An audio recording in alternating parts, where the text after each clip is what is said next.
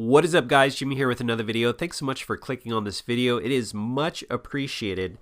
So Polygon just did an article on their website titled PlayStation Plus gave out $1,150 in free games in 2016. Were they any good?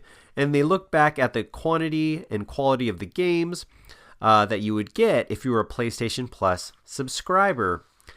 And they break down each month. They talk about what you get for the PS Vita, PS3, and the PlayStation 4. And when you get look at all the months and you get to April, and according to this article, Zombie for the PS4 is the first appearance of a big game by a third-party publisher since January. And they say with the breakdown in April that 4 months in, PlayStation Plus has set the tone that it will be even more of an indie boutique than it was in 2015.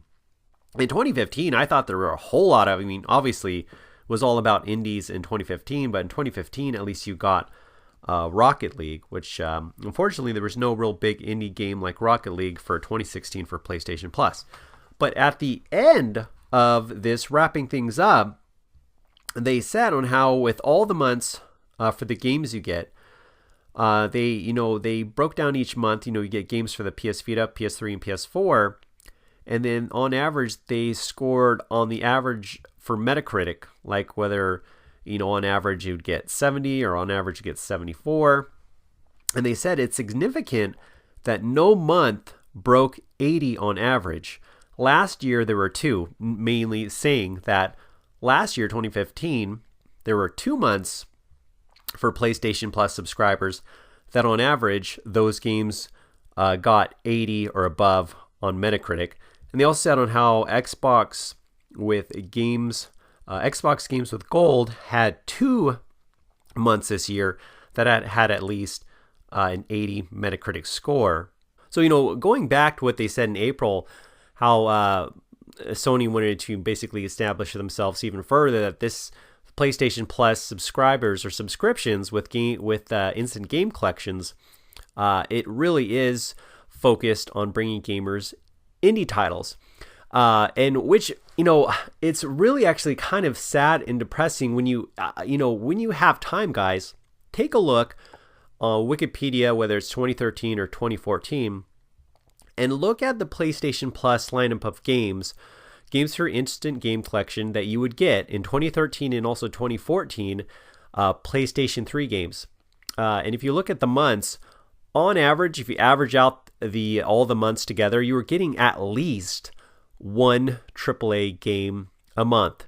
And it was not common at all to get multiple AAA games in 1 month. But Sony, unfortunately, has kind of shifted gears, which is really...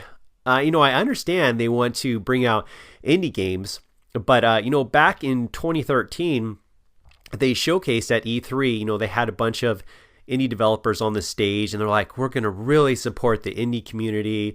And a lot of gamers are like, "Yeah, it's just not about AAA games." And I think, do they like indie developers? Do they like indie titles? Yes.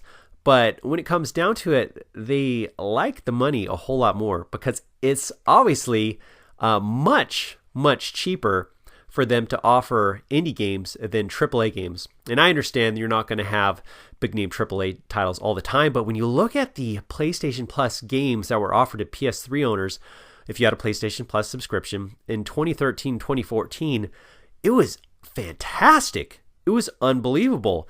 And so now, unfortunately, there's been an increase in the subscription rates. It's no longer $50 a year, it's $60 a year. Now you're paying more and you're getting less, which really is such a shame. It really is too bad. And I understand it's not all about AAA games, but I really wish Sony would do a better job.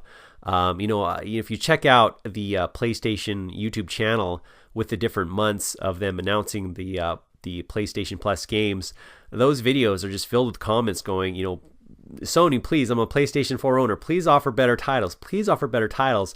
And the ratio of dislikes to likes is like a very small percentage of likes. But guys, let me know in the comment section below about PlayStation Plus and about the quality and quantity of games released in the instant game collection. What are your thoughts about it, about the shift?